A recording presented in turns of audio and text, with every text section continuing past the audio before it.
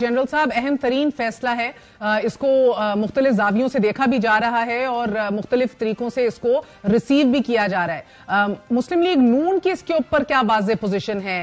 दीगर जमातों की पोजीशन हम जानते हैं, मुस्लिम लीग नून की क्या पोजीशन है सिविलियंस के मिलिट्री कोर्ट्स में ट्राई होने के हवाले से और आज के फैसले के हवाले से? जी देखें, महर बुनियादी बात समझने वाली ये है ना कि 1952 का एक आर्मी एक्ट है जिसके तहत ये था कि military courts integral according to an act of parliament allow की गई और उसके अंदर मिलिट्री के लोगों का और एसोसिएटेड सिविलियंस का ट्रायल जो था अलाउड था। एसोसिएटेड सिविलियंस हैं सिविलियंस जो paid out of defence fund या उधर कर रहे हैं। लेकिन फिर 1966 में अयूब खान के दौर में एक और अमेंडमेंट आई और उसमें यह कहा गया कि 3 और चीज़ें ऐड की गई हैं। उसमें नंबर 1 ये था कि अगर कोई इंसाइट करता है ऑन म्यूटनी, अगर कोई सिविलियन इंसाइट करता है ऑन म्यूटनी। नंबर 2, डिसेमिनेट करता है any classified information to the enemies of the country और they assault any military installation. तो ये 3 चीज़ें ऐड करके तो उन्होंने कहा जी तो फिर उन सिविलियंस का भी ट्रायल हो सकता है। तो ये 1966 के बाद सिविलियंस के टकरे आपने देखा कलभूषण वगैरह का हुआ। इसके अलावा भी पिछली तहरीक इंसाफ की गवर्नमेंट में भी मैं एक जगह पढ़ रहा था तकरीबन 20 लोगों के ट्रायल हुए। उसमें एक जो है वो इदरीस खटक उनका हुआ। तो ये चल रहा था। अभी कोर्ट ने जो फैसला दिया था सुप्रीम कोर्ट ने, उसमें उन्होंने उसको अमेंडमेंट को ख़त्म कर दिया। तो उसके ऊपर federal government, provincial government, defence ministry, इन सब ने कहा जी कि ये आप इस तरह जो चीज़ है इसको आप चेंज करके, ये तो एक्ट को चेंज अगर करना है तो वो पार्लियामेंट ही कर सकती है। तो हमारा तो यही स्टांस था कि ये जो लोग हैं इस तरह की अदारों के ऊपर हमला आवर हो या कोई सैबोटाज का मसला हो तो उन लोगों को ज़रूर ट्रायल होना चाहिए। और साथ ही इसमें मैं जो पब्लिक की नोट करने की बात है कि इसमें मिलिट्री कोर्ट में फील्ड जनरल कोर्ट मार्शल होता है जिसमें प्रोसिक्यूटर होता है, प्रेसिडेंट ऑफ द कोर्ट होता है, वो मिलिट्री के लोग होते हैं, डिफेंस की प्रोविजन होती है। फिर उसकी एक अपील उसी कोर्ट में होती है, फिर एक उसकी mercy appeal to the chief army staff होती है और अगर उससे भी वो डिससेटिस्फाइड हो तो उसके बाद हाई कोर्ट है और फिर सुप्रीम कोर्ट है।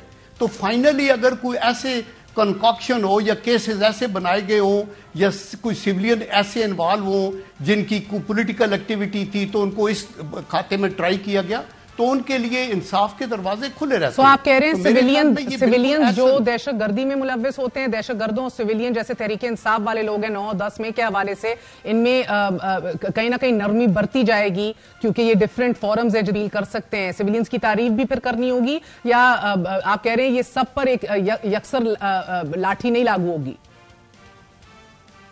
नहीं, देखिए पॉइंट ये है कि इट डिपेंड्स कि what type of crime they committed और उसका क्या सबूत है आपके पास और उसके ऊपर जब आप डिलिबरेट करते हैं तो देन यू सी कि क्राइम की नौयत क्या है। मगर जनरल साहब अब देखें, अब जस्टिस एजाजुल एहसन साहब ने सिविलियंस के फौजी अदालतों में ट्रायल के जो 6 रुकनी बेंच और जुल्फिकार अली भुट्टो साहब की समाअत करने वाले 9 रुकनी बेंच पर एतराज उठाया, जो बात अभी छेड़ने ही वाले थे हसनात।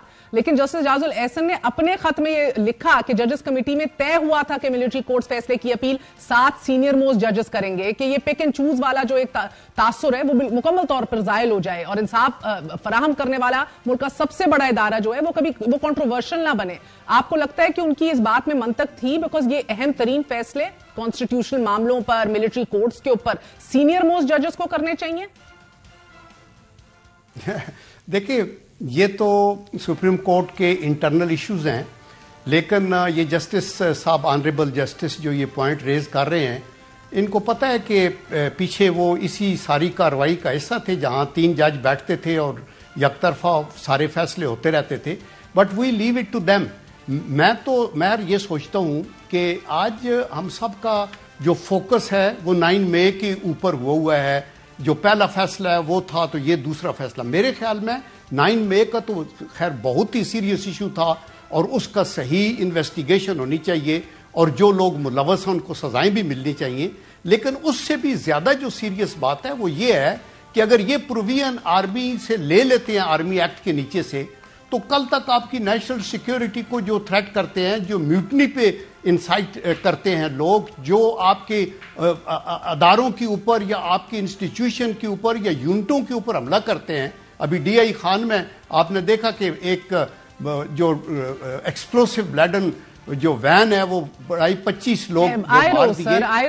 مقصد یہ ہے کہ جامع شہادت نوش کر رہے ہیں آپ کے سیکیورٹی اہلکار آئے روز, اور یہ بالکل یہ بات آج عدالت میں بھی اٹھی ہے سر. میرے خیال میں ہاں, مگر سر اگر آپ اجازت دیں جنرل صاحب, میں آپ کو کچھ دکھانا چاہتی ہوں آج, کیونکہ جب آپ جو کہہ رہے ہیں we can leave it to them, یعنی ہم ججوں کے اوپر ہی چھوڑتے ہیں ان کے اپنے مسائل, جس کو آپ انٹرنل میٹر کہہ رہے ہیں سر. آج نواز شریف صاحب بہت ووکل تھے آج تقریر میں, جنرل کاؤنسل کی تقریر میں. انہوں نے آج یہ کہا کہ میں نہیں بھول سکتا, یعنی وہ نہیں چھوڑ سکتے.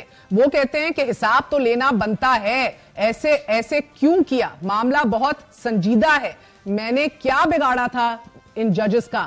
اور انہوں نے پھر حوالہ بھی دیا آف کورس. مگر آپ جس کو انٹرنل میٹر کہہ رہے ہیں, آپ کے قائد تو کہہ رہے ہیں کہ میں نہیں چھوڑ سکتا اس ایشو کو, نہیں بھول سکتا. دیکھیں یہ دو چیزیں مختلف ہیں. میں تو یہ کہہ رہا ہوں کہ ججز کے بینچز بنانے کی بات ان کی انٹرنل ہے, لیکن میاں صاحب یہ کہہ رہے ہیں کہ جو میرے ہوتے ہیں تمام تر فیصلے. نہیں بی بی دیکھیں, انہوں نے تو ڈیسیژن کی بات کی ہے, ورڈکٹ کی بات کی ہے, جس سے وہ افیکٹ ہوئے. وہ یہ کہہ رہے ہیں کہ میں تو افیکٹ ہوا, میرا نقصان ہوا, چور ڈاکو کہا گیا, سسلین مافیا کہا گیا, فیملی نے سفر کیا, پابندے سلاسل ہوئے, ہماری فیملی کی توقیر کے اوپر حرف آیا, وہ میں سب بھول جاتا ہوں. لیکن انہوں نے کہا کہ جو ملک کا نقصان ہوا ہے اور اس کا اگر ازالہ آپ نہیں کریں گے یا اس کی تہ تک نہیں جائیں گے کہ ہوا کیسے. دیکھیں میں آپ کو ایک ایگزامپل دیتا ہوں. ایک ٹرین جا رہی ہے آپ کی پٹڑی کے اوپر, وہ اس کو ایکسیڈنٹ ہو جاتا ہے, اس میں کچھ لوگ شہید ہوتے ہیں, کچھ زخمی ہوتے ہیں. اس کے بعد اگر آپ یہ سوچیں کہ ابھی اس کی بوگیاں سیدھی کر کے اس کو ٹرین پہ چڑھا دیتے ہیں اور بھول جائیں اگلے اسٹیشن کا سوچیں, تو آپ کو یہ تو پتہ نہیں چلے گا کہ کیا یہ ٹریک کے کوئی پرابلم ہے جس کی وجہ سے گاڑی کا ایکسیڈنٹ ہوا, کیا یہ ڈرائیور کی سستی تھی, غلطی تھی, کیا کوئی الیکٹرانک فالٹ تھا اس کے اندر جس کی وجہ سے, کیا بریکس کا تھا. اگر آپ ان چیزوں کو نہیں دیکھیں گے اور پھر ان کا ازالہ نہیں کریں گے تو آپ نیکسٹ ٹائم پھر ایکسیڈنٹ کو, تو یہ ٹرین تو کئی ایکسیڈنٹس بھگت چکی ہے. تو اس لیے میرے خیال ہے وہ احتساب کی بات کر رہے ہیں. احتساب کا مطلب یہ ہے کہ انویسٹیگیشن کریں اور ان چیزوں کو ٹھیک کریں جو ماضی میں, اور وہ صرف چیزیں ٹھیک کرنے والی شاید عدلیہ کی نہیں ہوگی, وہ اس میں سیاسی بھی ہوں گی, اس کے اندر آپ کے اسٹیبلشمنٹ کی بھی انوالومنٹ ہوگی, اس کے اندر ساروں کی. تو ہمیں سول سرچنگ تو کرنی چاہیے دیانتداری کے ساتھ. اگر ہم پاکستانیت کی بات کرتے ہیں پاکستانیت اور یہی سول سرچنگ کے لیے آپ نے کارگل کمیشن بھی بنایا تھا جب پچھلی دفعہ میاں صاحب حکومت میں آئے تھے, لینے کے دینے پڑ گئے تھے. تو یہ تو اونٹ کسی ایک کروٹ بٹھانا ہی پڑے گا. پہلے کبھی کہتے ہیں کہ یہ اللہ نے حساب کرنا ہے, اب وہ کہتے ہیں میں بھول نہیں سکتا. تو بہرحال یہ آپ لوگوں کا اپنا بیانیہ ہے.